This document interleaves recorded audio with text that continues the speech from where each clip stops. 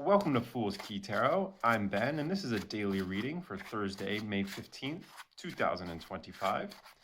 Let's see what the cards have in store for us. First, we have the Ten of Swords. This can indicate defeat, especially the kind that we cause ourselves. It can also indicate the very rock bottom. Next, the Two of Pentacles, balance and busy schedules and shifting back and forth. Let's see what our final card is. The Tower, Major Arcana number 16.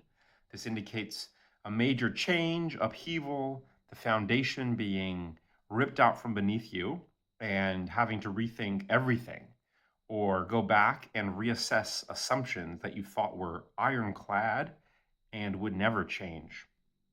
This is also a card about ambition and the kinds of bad things that can happen when you are overly ambitious or fly too close to the sun. So that might be this defeat indicated by the Ten of Swords.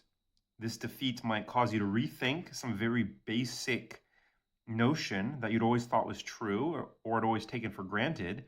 This could be something that you didn't even realize you were assuming. A lot of times we have assumptions or foundational facts that we don't even consciously think through. We have just taken them in from culture and from the people around us, and we don't even realize that we are basing our thoughts or perspectives on these fundamental assumptions. So it may be that you suffer some defeat or have a problem that causes you to rethink a very fundamental part of your framework, or causes the destruction of something that you've been working towards for a long time. So this could be an unfortunate event in the sense that you lose sight of something you were working for. You realize it's no longer possible, at least in the way that you wanted it, and you might even be thinking that it's your fault that this happened. Now, the Two of Pentacles is a card about being busy and about carefully balancing several different factors. You can see the person dancing from foot to foot as they try to keep multiple things in the air at the same time. And so it's possible that this defeat and this rethinking are not entirely linked together, but instead are happening at the same time, and you feel lost or confused about which one to be focusing on or which one to be devoting the majority of your attention towards. And even if they are linked together, you still might feel unsure which caused which or which needs to be addressed first. In other words, you need to pick yourself up and solve your personal problems and get back on track before you figure out what to replace the foundation with, some new set of assumptions or some new paradigm? Or should you determine that new paradigm or those new assumptions and then go about trying to heal yourself, trying to pick yourself back up again? In fact, you might be bouncing back and forth between these two ideas and finding that neither are really getting you anywhere.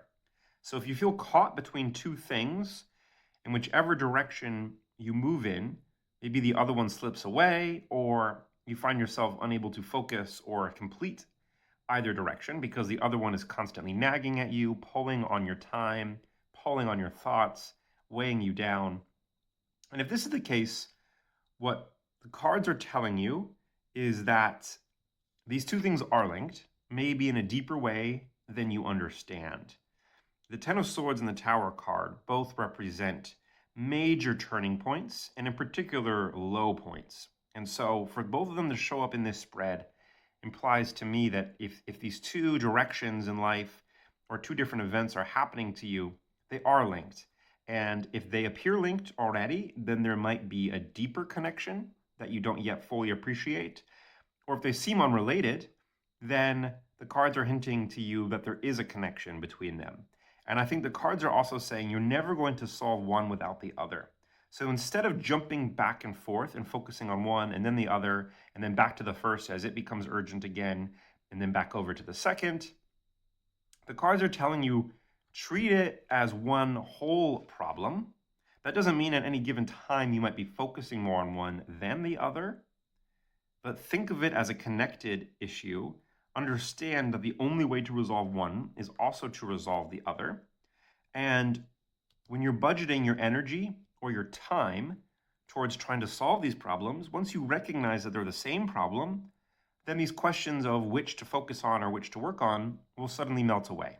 Because if they're the same problem, then any effort spent solving one will be progress towards solving the other, and vice versa. And so the cards are asking you not to overthink how you are structuring your time or your efforts, and instead approach the problem in a holistic way.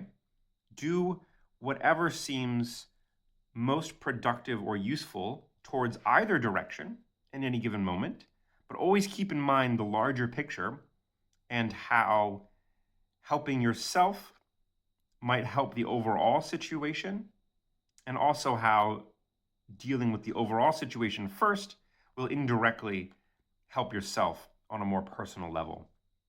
So if you enjoyed this reading, then subscribe to see more. And if you'd like to learn about tarot cards or try some of my online guided readings, then head on over to foolskey.com where you can check that out. Thanks for watching and see you tomorrow.